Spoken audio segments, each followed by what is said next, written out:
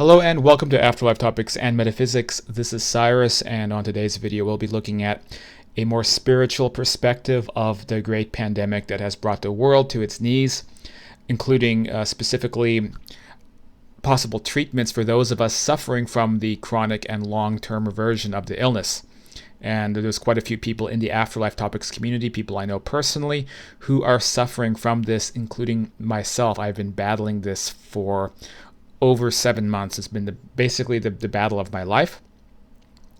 So I've been able to consult with, I think, a couple of quite credible mediums to get specific information about exactly what's going on and what's going on in our bodies, as well as possibly some information from a Hindu perspective concerning the origins of the pandemic and some insight into when such a thing could possibly end from a more metaphysical perspective, which in this case coming from a Hindu perspective. I take it with a grain of salt, but you can find nuggets of wisdom, I think, in many different places. And so I wanted to look at that and finally give a rundown about the nature of this virus, what we're dealing with, what we've been dealing with for so long, and exactly what it's doing to people. There's a lot of misinformation out there, also in the esoteric communities. There's still people, of course, claiming and fighting with me that the virus doesn't exist, there is no virus. I find this to be a very funny perspective, because for those of you who believe that this is an engineered pandemic, an engineered plot to make everyone wear masks and be socially disconnected and destroy the economy and make governments take over, okay, I get that. But do you really think that the cabal, the elite powers, are so benevolent that they would do all this while faking a virus when they could easily just actually release a super virus into the population as a way to accomplish their nefarious agenda? So I often find it strange with some of these conspiracy theories that people provide such, I don't know, benevolence to these dark groups that they wouldn't actually be out killing people. Like the people who say that every single terrorist attack is a FF. You know what that stands for, right? I know. So it's a fake event. Whereas, again, if there was an evil clandestine group, I think that they would actually just be doing it. They would actually be causing chaos and devastation as a means to their end. So logically, that idea just doesn't pan out. And I still, of course, deal with people on this channel, deal with people personally who say that there is no virus and my symptoms are not real. I'm lying. I'm a government agent. Like a lot of paranoia, a lot of like almost schizophrenia happening these days. And it's a shame to watch that. But it is also a sign of the times, mass hysteria and serious psychological ramifications happening from the pandemic, from people being locked at home, from all these social changes happening. And I think more than ever, we need some kind of spiritual guidance. And so this is why I've gone to, I think, again, some pretty credible mediums, and to hopefully provide some practical advice for people in dealing with this going forward as we soon approach the year 2021. So before we get started, though, you are watching Afterlife Topics. We usually talk about life after death, spirit communication, things like that. If you're subscribed to this channel, please make sure you're still subscribed, because YouTube has been throwing people off the subscriptions from a number of channels they don't like very much. And if you want to get involved, work with me, and think about becoming a patron at patreon.com/Afterlife Topics. The links are down below. All right, so let's go ahead and begin. First, concerning the virus itself that is out in public, what we're dealing with. You may have had it by now, maybe you haven't had it, maybe your antibodies have worn off, you may be vulnerable to getting it again, or you may be one of those people suffering from the chronic or long-term version of the illness. So what is understood? About 80% of people who catch the virus are asymptomatic. Now, this does not mean that because you're asymptomatic, the virus is no big deal because you kicked it out of your body. That to me is a sign of maybe lacking certain empathy skills.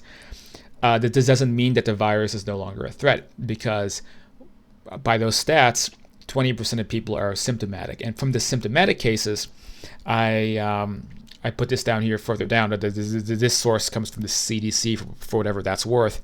But 1 in 3 mild cases can lead to, quote, long-term issues. And those long-term issues can, of course, be extremely severe. Aside from the long-term issues, you also have the short-term issues, the cytokine or also possibly bradykinin reaction in your body. This is a massive immunological response that your body takes when first being introduced to the sickness. And this is typically what kills people. And kill people it does. If you don't believe people are dying, visit the ICU of a big city like Los Angeles. I know people working in those sectors, and yes, it is bad. Is it as bad as the media says? Maybe not. I perfectly admit that mortality figures have been exaggerated or at least misrepresented, sure. But even that being said, many people are losing their lives from this immunological reaction that's happening. And many have died this year. And I know, I almost most people that I know living in Los Angeles know someone who has passed away from this. So they think about 1 billion people right now have been infected worldwide. So yes, it does of course mean that the initial mortality rate is like very small. But this doesn't take into account the chronic long-term effects of the disease, which is what we're going to talk about in more detail in a moment. Early on in the pandemic, I read some insider on a forum on Reddit, and I really didn't believe this at all. I thought this is some conspiracy theory mumbo jumbo. Somebody was claiming, hey, you need to buy stocks in pharmaceutical companies right now because this is going to be huge. It's going to destroy the economy. The virus was a hybrid of a normal coronavirus, which would mean the common cold, and HIV. And I thought, that's ridiculous. How could that be? Now, as it turns out, this is actually first reported in the Thailand Medical Journal, that they discovered that the virus behaves very similarly to HIV, which is that it has the ability to basically turn off immune cells, which would be T cells. It's like it puts the T cells to sleep, and then this allows it to persist and attack areas of the body with minimal immune reactions. Now it's contradictory because it's the immune reactions that can also kill people, but the flip side, it also has the ability to do the opposite, which is stop the immune reactions in your body and take up residence in parts of your body, and then it's very difficult to get it out. Some have even postulated there may be 2 different viruses that are responsible for these 2 different effects. One is a massive immunological response, and the other one is a massive reduction in the immune system, which allows it to persist and invade the body, which is what we are seeing happening to those of us with the chronic condition. But who knows? That's just speculation. There may not be 2 viruses. It may just be one virus that has a lot of different tricks up its sleeve. So, again, with almost 1 billion people likely infected, then loads of people are getting this. There's a good chance that you've already had it. And there's also a chance it may even still be in your body, and that's what we're going to talk about more. So when you get that long-term condition, it has effects that I think most people don't understand just how bad it is. I'm going to read off this list, and I want you to keep in mind almost all of these, except the more extreme conditions, I have personally experienced over the last 7 months. Numerous times I have thought that I was going to die. Numerous times I have thought that I will not be around to make videos for you next month. And I still think that right now. I cannot say for certain what's going to happen next month. Although at the moment I feel like I have the virus on the run in my body a little bit. But let's take a look at this. Chronic and extreme fatigue, likely caused by the hypothalamus being inflamed, because that's one of the spots that the virus invades and attacks. Chronic shortness of breath and lung damage. I'll add to this, I think it was pulmonary fibrosis or long-term lung scarring can happen to people, which is a fatal diagnosis. For most of us, though, we get the shortness of breath and the pain in the lungs, but the x-rays come up okay. It's not causing long-term damage. And right about this time of night, you're going to hear the dogs freaking out behind me. So if that pops in, just deal with it like I deal with it every day, 4 or 5 times a day. Okay, the next issue is the kidney infection. So this has been happening to people as well. Kidney damage, some people have been dying of kidney infections. I've had persistent kidney pain that seems to be clearing up these days, but I had about 5 months of it. Gallbladder infections are reported, pancreatic infections, liver infections. Sometimes your stool will be quite pale in color. Some people experience chronic fevers. There is the issue of mass neurological infection. And This will include many other areas, which may also explain other symptoms as well. But we're dealing with the hypothalamus, we're dealing with the olfactory nerve, we're dealing with other areas of the brain, which leads to all kinds of weird, sometimes random symptoms. But it's it's similar to I suppose meningitis. Many people have experienced hair loss, which is definitely a traumatic thing to deal with. Hearing loss, it will attack the ears, cause ear infections. These are the virus itself actually infecting people's ears. These are not secondary infections. Leads to increase in tinnitus and hearing loss. This has happened to me. Eyesight loss, it will attack the eyes. It will attack the cornea. It will, in some people, cause retinal collapse, which will cause blindness. It has attacked my eyes. I have little floaters in my eyes I haven't had before. My vision has decreased slightly, which may be why I'm wearing glasses now more often. There's a strange hot sensations under the skin, tremors, shakes, and seizures, high blood pressure and low blood pressure, muscle weaknesses. There's a whole classification of abdominal problems, bouts of nausea, vomiting, abdominal pain. For some people, it is so extreme that it can be vomiting every single day. For me personally, I have not vomited, but I've been under very bad bouts of nausea when it was attacking my stomach. And as I'll explain later, it lingers in one part of the body, and then it keeps coming back to that part of the body again and again. But the initial attack is always the worst. So I had really bad nausea back earlier this month, and it's been lingering in there ever since. But I'm convinced that I am kicking it out. Cognitive decline and confusion. That's a big problem for many people. Destruction or alteration of taste and smell. It's one of the first symptoms people experience with the virus. People everywhere are finding that they suddenly they cannot taste things, they cannot smell things.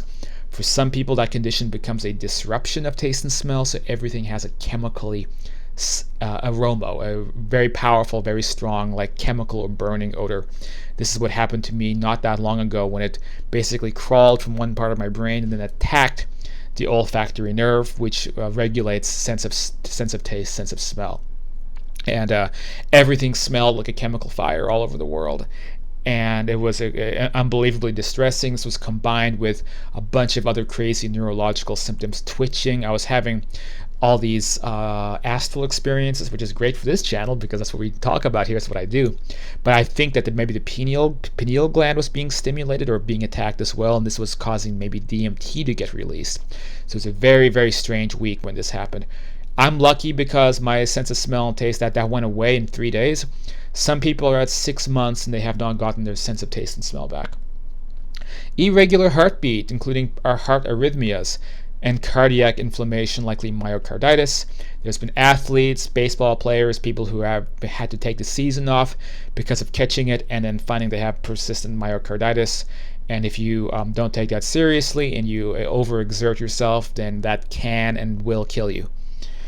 I've had also cardiac issues. I'll have a more thorough checkup from the cardiologist in a little over a week from now. I've already had one EKG done. The doctor thinks I need more stuff done, though, so I'm going in for an echocardiogram as well as a stress test and possibly a take-home EKG monitoring system. So that's, what it's done to my heart. Rashes and skin conditions are common. I've had issues on my leg with rashes. Some people have had them all over their bodies. Chronic aches and pains, neuropathies or strange pains in the extremities. Almost the entire length of my illness, I get like weird pains in my fingers, weird pains in my toes. Dry mouth and dry eyes. This is probably a neurological condition similar to Sjogren's syndrome. I think the same parts of the brain that cause many autoimmune diseases are being triggered by the virus and causing basically variations of autoimmune diseases, which is how it can also cause different autoimmune disorders. People can end up with, lupus, or they can end up with what else? Like I know someone who got, I believe, celiac disease, and these were autoimmune diseases that were already on the surface, but then the virus kind of activates them in your body. Diabetes is another one. Many people have been ending up with diabetes as a result. It can reactivate existing viruses in the body, like Epstein-Barr, and that may even be the explanation of some of the fatigue that people experience. Dental damage. Some people have had a bad pain in their teeth. Some people have literally had their teeth fall out or have an increase in dental cavities. This has happened to me with the pain in my mouth. Very, very distressing. But like most other symptoms, I had one really bad episode, one bad day of it, lingering effects, and then just kind of, leveled out. But it was very distressing. Hormonal irregularities, pulmonary embolisms, which caused by blood clots going into the lungs. I should mention on here as well, blood clotting is part of this symptom profile. Strokes, heart attacks, and death. And so people have been dying of the long-term condition. When you join and you're in all of the long-term COVID groups of people basically supporting each other, because doctors don't know what the hell to do, and many of them are idiots. They don't even they dispel all this. They say no. If your PCP test came back negative, then you don't have any virus in your body. It's just in your imagination. So many people have been getting gaslit by their doctors. I truly have lost faith in Western medicine because of all of this. So while people are being gaslit by doctors, people are dying.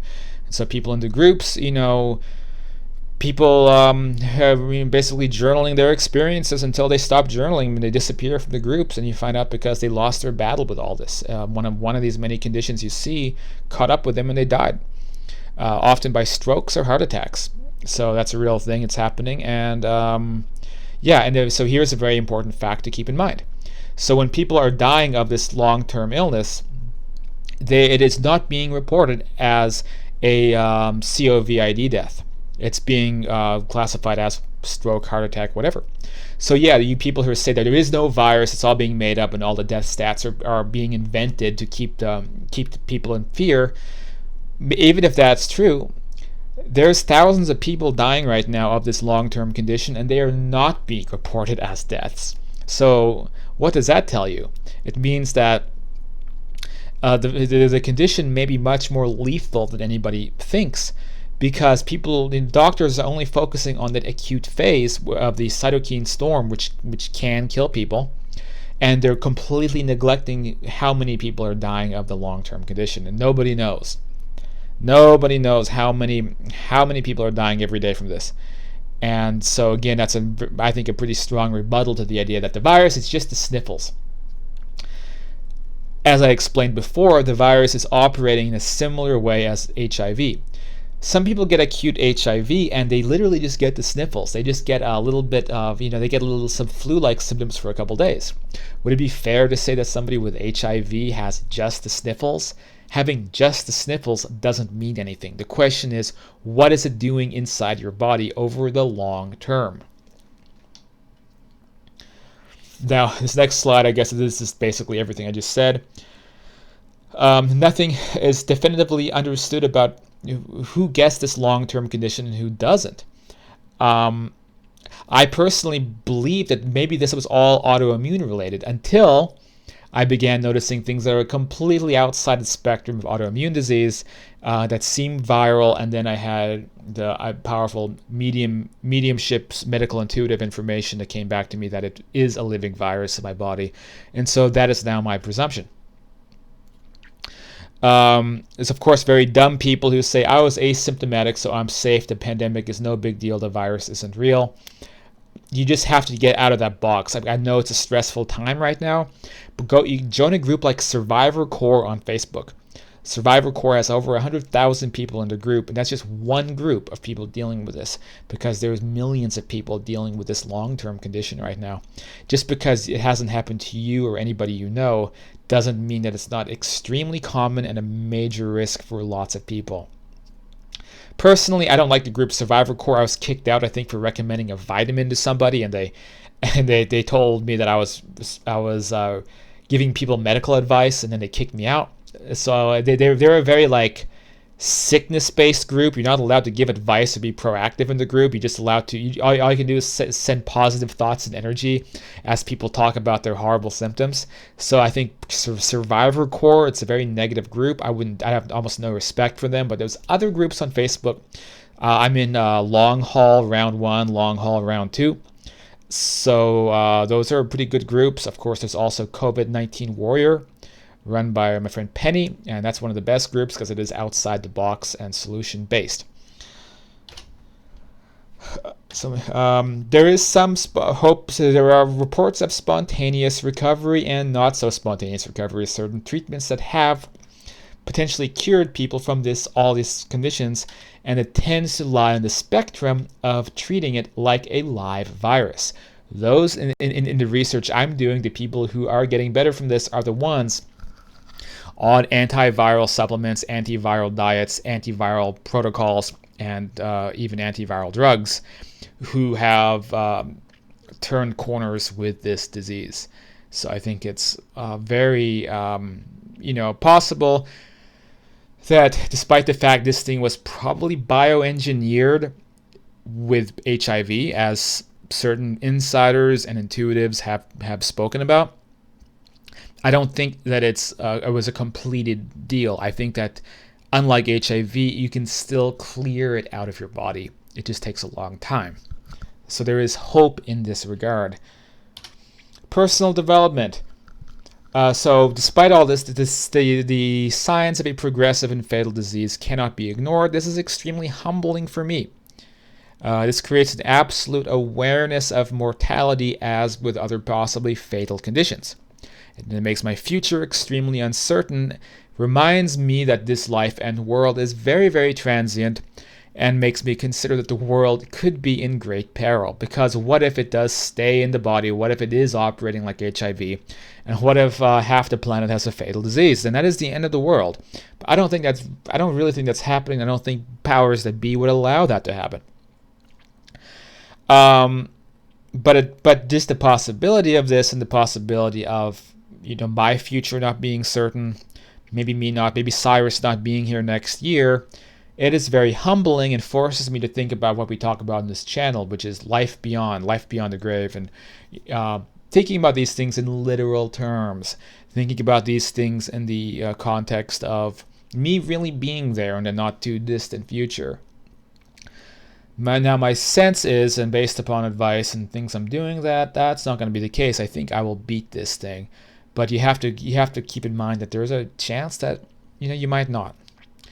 Nonetheless, no matter how bad this is, the extreme lockdowns are an effort in futility, because I don't think it's possible to truly avoid this thing forever. It's going to happen, and banning the sale of magazines at a supermarket is not going to stop people from getting infected. It's kind of up to you. I can go into the whole mask debate. I don't really want to, because people get so triggered by that. But if you don't believe masks work, okay, then you have to consider that there's still a virus. So even if the mask doesn't do anything to stop the virus, it's too small, it just goes through the mask, then what else are you going to do? What do you have a better idea to avoid the virus? Keep the immune system up, okay, eat right, stay healthy, and exercise a lot, do all that. It doesn't mean you'll avoid the virus. And if this thing has HIV-like elements in it, then you can still catch it, and it maybe end up living in your body. But then hopefully, or perhaps, you'll be healthy enough that you'll stay asymptomatic. And that's pretty much all you can hope for. But you're also playing the lottery. You may end up like me. There's an actual really, very high chance, probably like 1 in 7 or 1 in 8, that you will end up like me. And do you want that to happen? Are you willing to take that gamble? And there's also a chance I've seen people who catch this who are very mildly symptomatic. They completely forget about it, and then slowly their symptoms get worse and worse and worse and worse, until they end up with this stuff happening to them. I've seen that happen too. And one more thing is that, the reason I have to be so humbled by this is that the reality is I've not gotten better from this, guys. I've gotten worse. Progressively, every month, I get worse and worse and worse. Now, things have changed this month quite a bit. It's attacked new parts of my body. But I still don't know if I'm getting better, because I don't feel the same fatigue or shortness of breath. It doesn't mean it's out of my body. I just told you, it's been attacking my eye, my retina, and I could be losing my eyesight. That's the stuff that it's doing. So there's all kinds of new things it could do, and it could still take my life at any day. That's the way that I see it. Even though I'm optimistic that that's not going to happen, I have to stay realistic.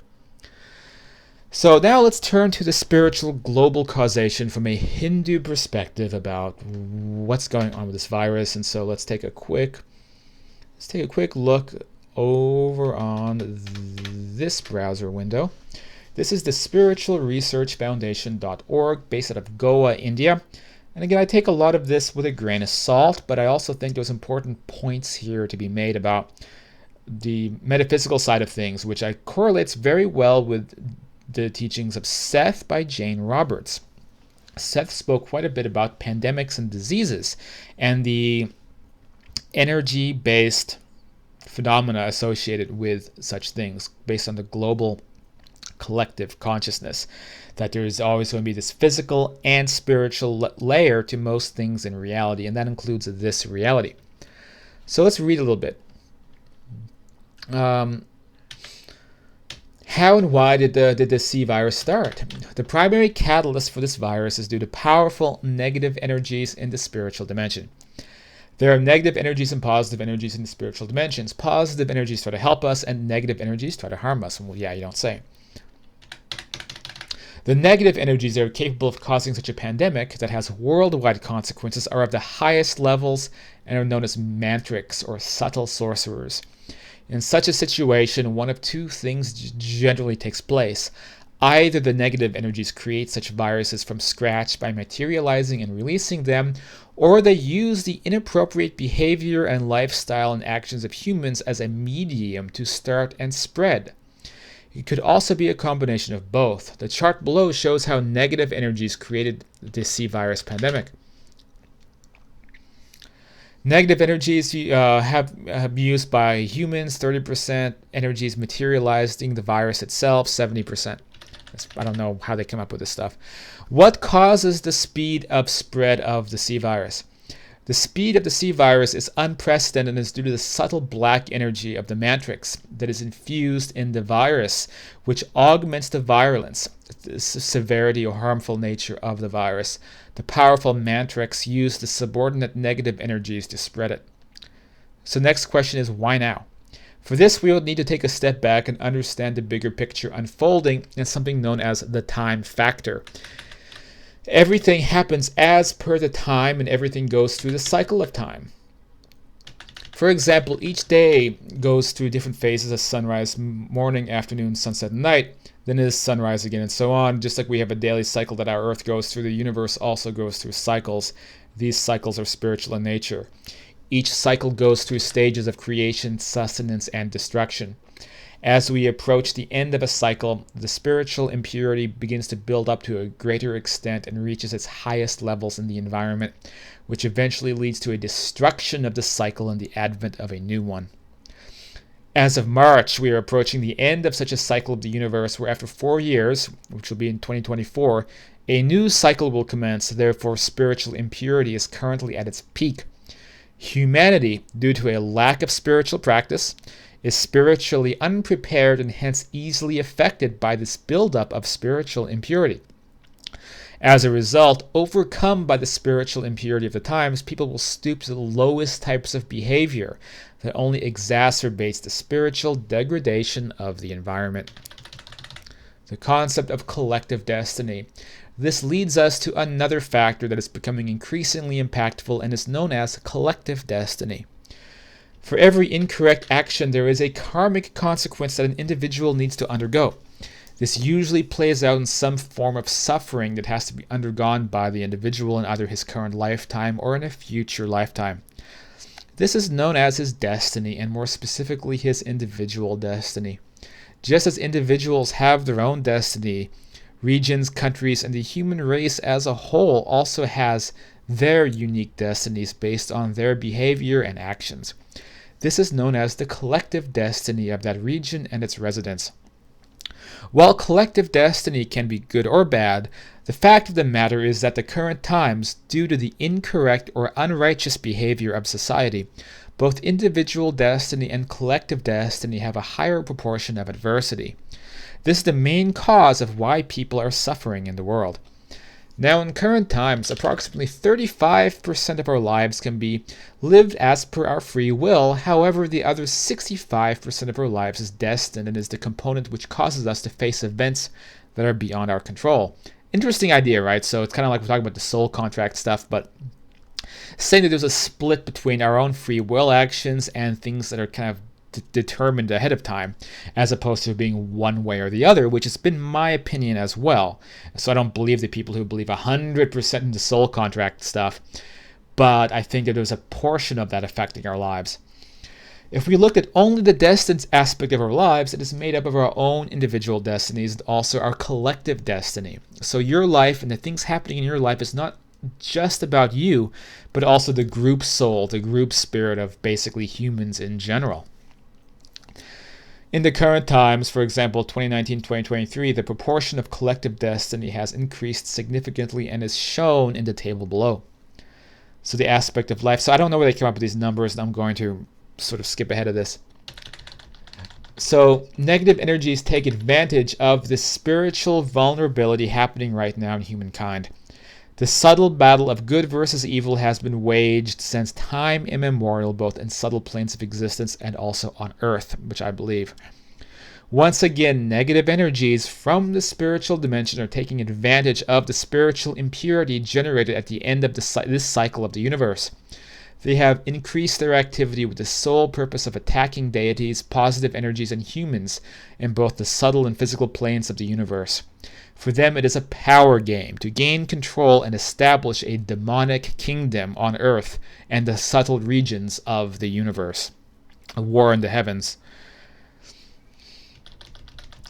In physical terms, we observe the spread of this infectious virus due to the movement of people and person-to-person contact. However, at a spiritual level, the reasons for its spread are different. Negative energies are using the absolute cosmic air principle to spread the virus. As per the time factor we discussed previously, countries will be affected earlier or later as per their collective destinies. Interesting, because when you think about it, Africa, even by October, has fared the best during all this. Nobody knows why. The more the adverse collective destiny in any given region, the greater will be its vulnerability to the spread of the virus. Also, the greater the spiritual impurity in an area, the more susceptible are the people in that region to contracting the virus. All of us are more or less to blame for this increase in spiritual impurity in the environment. Spiritual impurity can be enhanced due to a number of reasons, such as lack of spiritual practice, greed and materialism, cruelty to animals, spiritually inappropriate trends and traditions. And they have a little slider here. It's cruelty to animals, materialism, people with the wrong priorities in life, being spiritually bankrupt, disconnected from people, non-empathic, selfish. What the article is saying is that you add all this collectively together, and it basically creates this petri dish of negativity that creates the perfect condition for a pandemic to arise in society. And Seth, again, says something very similar in the Seth teachings. So how will the virus end? There are many predictions from world leaders and medical community about how long it will last. However, what is more pertinent is that this pandemic is just the beginning of a series of events which include natural and man-made disasters that will plague humanity for the next 4 years. The period will culminate with a third world war. So prophecies and predictions, they usually don't pan out so well, so take that with a grain of salt. But from 2024, a new era will start. While the world will be dealing with these unprecedented levels of destruction and loss of life, it will almost be like a reset button has been pressed for humanity, giving us a second chance to make a better world. There is a general rule of life that whatever is created is sustained for some time and then is destroyed. This is also true for the pandemic. The C virus will end when the energy of negative energies creating it begins to finally deplete. So what this is saying is that the pandemic is not going to end until the negative energy is keeping it going, until there's no longer any fire under its feet. And how that could manifest, I don't know, but there really is such a spiritual bankruptcy in society, especially Western culture. And you notice Western cultures are hit the hardest by this. I mean, by comparison, the mortality rate in India, it's so much lower compared to how many people are infected, or the mortality rate in many Asian countries. But the West, Europe, and North America, also South America, and I doesn't. I mean, from the energetic perspective, there is so much dark energy, just selfishness and viciousness and stuff that's been brewing for a long time, as well as unhappiness, darkness, depression at this core level. And if you believe like what Seth teaches, all of that accumulates together, and like I said again, it creates this petri dish environment. So if you want this thing to end, will it end short of like some kind of global coming together? I don't know. It may not. It may really be required on almost like a country by country basis for people to begin overcoming well, a lot of the materialist behavior and the things that I often speak out against. So now they talk about the components of the virus: the physical, the psychological, and the spiritual. The virus exists as a real virus that spreads from person to person, so wash your hands and do all that. Psychological, the need for people to socialize and mingle has increased the spread of the virus. So there was a related problem, such as fear and worry in people's minds of financial loss, job loss, social restrictions, losing loved ones. Contracting the virus due to the outbreak creates stress, and also people want to mingle and be physically near each other, which also promotes viral spread. Solutions including counseling and spiritual therapy and wisdom and understanding, what steps you need to take to not spread the virus. But spiritual component is the root cause of the C virus problem. Spiritual healing measures and regular spiritual practice would be needed to combat it on this angle. Next, they created a chant to eliminate the coronavirus from the body. And the chant basically is Shri Durga Devai Namaha, Shri Durga Devai Namaha, Shri Durga Devai Namaha, Shri Gurudev Datta, Shri Durga Devai Namaha, Shri Durga Devai Namaha, Shri Durga Devai Namaha, Om Namah Shiva. And so these are three different deities that are being incanted. The deity Durga represents the principle of destruction of evil. Deity Datta functions in the universe to protect against problems caused by subtle bodies of deceased ancestors or negative energy systems. Deity Shiva represents the principle of God responsible for dissolution, destruction, creating something new, destroying the virus that's in your body and coming out on the other side. They recommend repeating this entire chant, which would mean all 4, 5, 6, 7, 8 verses of this, something like 715 times, which takes them about 7 hours of work to do that. And then they believe that you will be able to purge it from your body that way. Gosh, I don't know. I've done many things, but I haven't quite done this yet. I don't think I've done it 700 times anyway, maybe 50 times.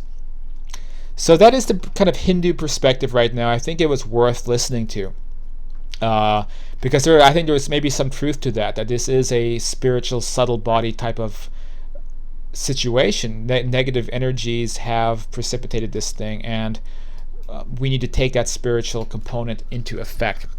Now, the third part of this video, I'm going to talk about what some of the mediums I've consulted have said to me. So I've consulted a couple different mediums. Of the three mediums, two of them said that it's a live virus. It's not an autoimmune condition that causes this long-term problem. One medium said it is autoimmune, so you got that conflicting information, but one of these mediums was directly working with the spirit team that was directly analyzing my body, my situation, and giving me a battle plan to work with. And they told me that in my situation, I have a live, living virus in my body that's moving around, which is what I've already concluded before. So this medium basically knew all my symptoms that would have been impossible to know about, things I've never spoken to anybody about. All the mediums said that the path to being cured tends to be individual, and your individual body makeup may require overhauls of lifestyle and a greater mind-body connection, doing the yoga, maybe doing those Hindu chants, whatever it may be, to help ground yourself on an energetic level. But ultimately, there is no supplement or drug that cures the condition. There's no one pill solution, but there's steps you can take to make it on a path to fully eliminating the virus from the body. That it takes time to do it, that I will have the virus in me for a while longer, but it will not live in me forever. My body will eventually clear it out. So, what steps do they recommend? Did I put a slide? Yes. You need to replace the vitamins and minerals that have been damaged or depleted. That the virus depletes potassium. So you need to take potassium supplementation, or just eat a lot of bananas, eat sweet potatoes, asparagus, stuff like that. Also, magnesium tends to get depleted. You need a really good, basically, multivitamin. So the one medium told me get the strongest multivitamin you can find and pop that sucker every day. Next, drink lots of electrolytes. So the virus depletes your electrolytes. Put salt in water. Mix it up with maybe a good, I use like a powdered green superfood blend. I put that in some water, put some salt in, shake it up. I usually feel better after that. Gatorade has some dyes and stuff in it, but I recommend the hydration packets. I think that's a really good one to do as well. They recommend a high protein diet. So I know some of you guys are vegans. If you're vegetarian, I'd probably get a lot of cheese and dairy that has protein, eggs. But if you're vegan, I guess more soy, right? What else can you do if you're vegan, I suppose? But for me, I'm eating more chicken. So lots of protein. The one medium that I really I think knew exactly what was going on, told me that I need to, and that he was speaking through the spirit team that were analyzing the situation, that I need to have a vegetable diet, including the meat or whatever I'm eating for protein, but have blanched vegetables. So don't cook the asparagus that much. Just blanch it. Cook it on the surface a bit, and then eat that a lot. This medium recommended specifically juice from celery, carrots, oranges, pineapples, and lemons. We both thought it was a little bit sugary, even the guy who was bringing out this information that was basically coming in clairaudiently through him. He's like, "Oh, that's kind of a sugary blend."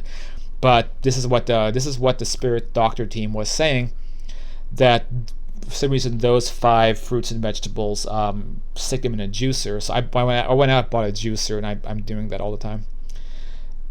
Prayer and spiritual work as well. Stay connected to higher powers, and keep the positive thoughts going. So that's kind of the protocol that I'm using now. And in addition to that, though, I would recommend thinking about things on an antiviral terms. So you want to have a filtration mechanism for zinc. So zinc is a powerful antiviral, and if you can spread the zinc out throughout your body, then that's much more effective. And so one way people do that is by using quercetin, which is a supplement you can find easily. Combining that with a pretty strong dose of zinc every day can help cleanse viruses. Also, green tea, there's a specific component in green tea. It's called HCGC or something like this. You can also buy that in supplement form. Works the same way and disperses zinc across the body. Some people on the forums have literally had their symptoms decrease from antivirals like Tamiflu. Talk to your doctor about that. And that also further reinforces what these mediums have said, what I determined, which is that it is not necessarily an autoimmune disease, although autoimmune diseases can occur from this infection. These long-term conditions are likely a living virus in the body that has found ways to work around your immune system, shutting off those T cell receptors and sneaking into areas of the body and attacking them. In my experience, it will attack one area of the body and stay there for weeks to months. And that's how long it takes for your body to learn how to kick it out of that specific part of the body. So this is like a localized immunity process. When I was saying this, the medium got goosebumps because he said, or she said, I won't, I'm keeping them anonymous. He or she said that they were agreeing with me at that point, because it will linger in one part of the body, like the stomach. It will stay there until your body learns, adapts, and is able to kick it out of that place. And then once it's kicked out, it starts going all over your body looking for a new place to call home. That's when you get an attack, you get a flare up, you get something really scary happens to you, like it attacks your eyeball. Then it lingers in that place for weeks to months. You get these lingering symptoms until finally your body kicks it out. Then it goes, looks for a new place to call home. For me, at the 7-month mark, it's been almost everywhere that it possibly can be. And I suspect once it gets kicked out of this part of the brain, it may find a new part of my brain, which may lead to some new symptom. To go back to that big scary list of symptoms, it could cause me to have cognitive confusion or something else, who knows. Or maybe it won't, because there's also a chance that it's already been through everywhere it can be.